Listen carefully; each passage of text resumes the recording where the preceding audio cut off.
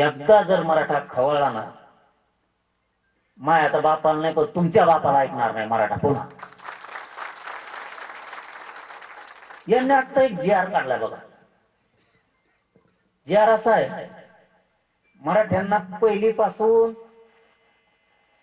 KG to PG म्हणजे सगळ्या शिक्षणापर्यंत सगळ्या सोयी सवलती सुविधा दिल्या. मी यांना त्यावेळेस सांगितलं होतं, मी 1 जूनला ऍडमिशन सुरू होते त्याच्या आत लागू करा बरं का. आधी पैसे वसूल करून घेता आमच्या पुणे ऍडमिशनचे, मग लागू करता. नाही म्हणले तुमचे पैसे माघारी देऊ सगळ्यांचे. आजची परिस्थिती अशी आत्ताची. मी आतापर्यंत विखे पाटलाला आणि तेही म्हणतात मुख्यमंत्र्याला मी सांगतो, सांगत आहेत का नाही त्यांचे त्यांना माहित. लाड साहेबाला पण सांगितलं आतापर्यंत असं असं होतंय. ते मुख्यमंत्र्याला सांगत आहेत का नाही सांगत हेही माहित नाही. फक्त ते म्हणते सांगतो. एकही ती योजना आपल्याला आणखी सुरू नाही. सोयी सवलती सुविधा पण लागू केल्या नाही. बघा किती किती क्रूर मराठ्यांशी वागावं याचं जिवंत उदाहरण. जे खरं आहे ते तुमच्याशी बोलतोय मी म्हणून तुम्ही माझ्या सोबत आहे. हा, एक गोष्ट खरी आहे, मी त्यांच्यावरती विश्वास ठेवतो कारण मला आंदोलन चालवायचं, तुम्हाला सुद्धा ठेवावं लागणार. ठेवला ना याचा अर्थ मी मराठा संपू नाही देणार. त्या ओबीसी सवलतीच्या त्याच्यात परराज्यातला एक विषय, MBBSच्या BHMSच्या इंजिनिअरिंगच्या पोरांचा देशांतर्गत महाराष्ट्रातल्या सवलती आता देशांतर्गतल्या पोरांना सुद्धा लागू करू. एकाही शाळेला लागू नाहीत, कॉलेजला वैद्यकीय कोणत्याच. जिथं पोरं सोयी सुविधा मागायचं तिथे ते मास्तर डे सांगत ते कॉलेजचे मास्तर डे ते म्हणजे सरकारचा जी आर आमच्यापर्यंत आला नाही. कोण कोणाला मूर्खात काढित हेच कळा ना. अधिकारी सरकारला मूर्खात काढिते का सरकार मराठ्याला मूर्खात काढित ही वेळच लागून द्यायला. 6वा विषय चालू आहे आपला. कॉलेजमध्ये सुद्धा सोयी सुविधा मराठ्यांच्या पोरांना दिल्या जात नाहीत. मी 1000 वेळेस सांगितलंय. मी लाड साहेबाला पण सांगितलं, विखे पाटलाला पण सांगितलंय. मी तुमच्या दोघांचं नाव घेतलंय, तुमच्यावर रोष व्यक्त करत नाही, तुम्ही सुधरवा म्हणून सांगायला. यांना सांगितलं वैद्यकीय शिक्षण मंत्रालयाला तुम्हाला सांगावं लागणार आहे. हसन मुश्रीफ साहेबांच्या मंत्रालयाला सांगावं लागेल, तुम्हाला दादा भुसे साहेबांच्या मंत्रालयाला सांगायला लागेल, तुम्हाला ओबीसी मंत्रालयाला सांगावं लागणार आहे. ओबीसीच्या सवलती दिल्यात म्हणल्याच्या नंतर तुम्हाला झिरवळ साहेबांच्या मंत्रालयाला सांगायला लागेल. तिथून तुम्हाला अंमलबजावणीचे आदेश काढावे लागणार. हा सांगितलं ना, हा सांगितलं ना. आणि नुसत्या उपसमितीच्या बैठका घेतात. तुम्ही घेऊन करता काय?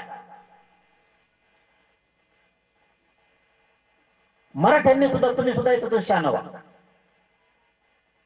मी संबंध मेंटेन करण्यासाठी सरकारशी आंदोलन करत नाही. मला मराठा समाजच पाहिजे, सरकार नाही पाहिजे. मला तुमची मैत्रीच नकोय. मी वारंवार त्यांना सांगितलेलं आहे, तुम्हाला जर मराठा समाज तुमच्या पाठीशी टिकवायचा असेल तर तुम्ही मराठा समाजात सगळं द्या. हो म्हणते काही ठेवायचं नाही, आता पुरं द्यायचं. ताजं उदाहरण, ओबीसीच्या सवलती लागू करायला हरकत नव्हतं ना, नाही लागू केल्या. ओबीसी मंत्रालयाला सुद्धा आदेश काढावे लागतात. नाही. फडणवीस साहेब मला आणखीन एक सांगा, 7वा विषय, महामंडळ, अण्णासाहेब पाटील महामंडळ तुम्ही कधी स्थापन केलं? पोरांना व्यवसायाला तुम्ही फायली घेतल्या, मंजूर केल्या, पोरांना फायली दिल्या, त्यातून पोरांनी वाहनं घेतली. आज त्या पोरांचे सिव्हिल खराब झाले, त्यांच्या नरड्याला फाशी लागली, तुम्ही परतावा देत नाहीत. काय कारण आहे त्याचं?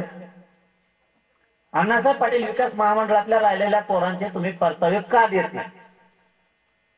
याचं उत्तर आम्हाला अंतर्वलीत येऊन द्या. आम्ही भांडायलो नाही, आता उत्तर पाहिजेत आम्हाला. निर्णायक आंदोलन होणार आहे, शेवटचं होणार, जे व्हायचं असेल ते होईल. तुम्ही इतकं याड्यात काढू नका की मराठ्यांचा संयम तुटल, इतकं नका याड्यात काढू. इतकं मराठ्यांना टार्गेट पण टाका तुम्ही की मराठा समाज आणि मराठा समाजाचे पोरं संपलेच पाहिजेत. आणि इतका कच्चा मराठा समाज सुद्धा नाहीये. फक्त त्यांनी तुमच्यावर विश्वास ठेवलाय की देईन सरकार, आज देईन, उद्या देईन, परवा दिवशी देईन. आम्ही विरक्त धावतोय, जीवाची बाजी लावून लढतोय, आज देते उद्या देते. मी तुमच्याशी प्रामाणिक सरकारशी नाही राहू शकत. मी माझ्या मराठीशी प्रामाणिक राहणार आहे, इमानदार राहणार. मी आता ह्या महिन्याच्या आत एकही मागणी होणार नाही मराठ्यांची, नाही तर जे व्हायचं असेल ते होईल. त्याला माझा नाविलाज. तुम्ही आमचा हक्काचा असून देत नाहीये. आठवा विषय, सारथीच्या योजना बंद करीत आणल्या. कागदावर आणतात ही सुरू आहे. पोराला विचारलं का पोरं म्हणतात नाही.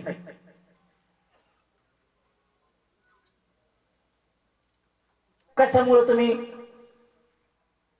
तिथल्या योजना बंद केल्या? आता सोक्ष मोक्ष होणार आहे, मराठ्यांनी समजून या. आता सोक्ष मोक्ष होणार आहे, सोक्ष मोक्ष असा होणार आहे आता, ते पण सांगतो तुम्हाला कसा होणार आहे. सरकारचा मराठ्यांचा सोक्ष मोक्ष समोरासमोर होणार, भांडून नाही, समोरासमोर प्रश्नाचे उत्तर देऊ.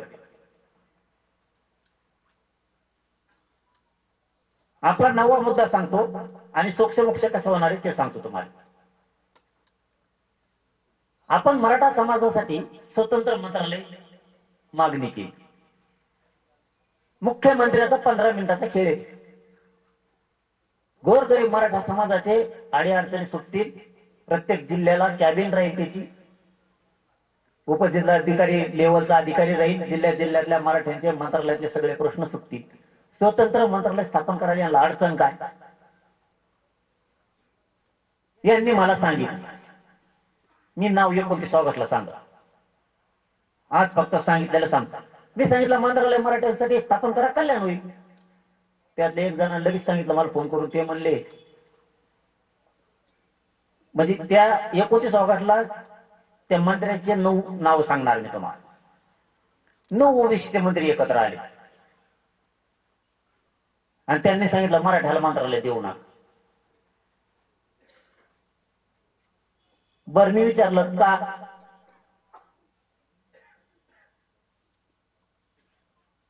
कारण सांगा म्हणलं. बा नको मराठ्याला मंत्रालय, कारण सांगा. ते म्हणले ते असं म्हणते. बघा बरं का आपल्याविषयी किती वाईट वृत्ती हे तुम्हाला सांगायला. म्हणून मराठ्यांना सांगत असतो, वेळेप्रसंगी पक्षाकडून राहा, पण 1 नंबरला जात ठेवली जात. आधी जात मग पक्ष. असं वाटोळ होऊन जाईल, समाज संपवत जाईल. समाजाचे लेकर जर अधिकारी झाले नाही ना तर आपल्याला किंमत राहणार नाही कोणाला. अधिकार आपल्या लेकराच्या हातात येऊ द्या, आपल्या पोरांच्या हातात अधिकार येऊ द्या. सह्या करायला ताण नाही, सरकार कोणाचं असू द्या. अधिकारी जर झाला सही करायचा हातात त्याच्या हातात. तुम्ही ते डोक्यात नाही ठेवत. तुम्ही 5 वर्षाचं पद घ्यायचं बघता, सरपंच, कुठं मेंबर, मग होतो आपण नोकऱ्यात कोतवाल, कुठं काही IPS IAS दर्जाचे क्लास 1 क्लास 4 चे अधिकारी मग त्यांचे होते तुमच्या चुकीमुळं.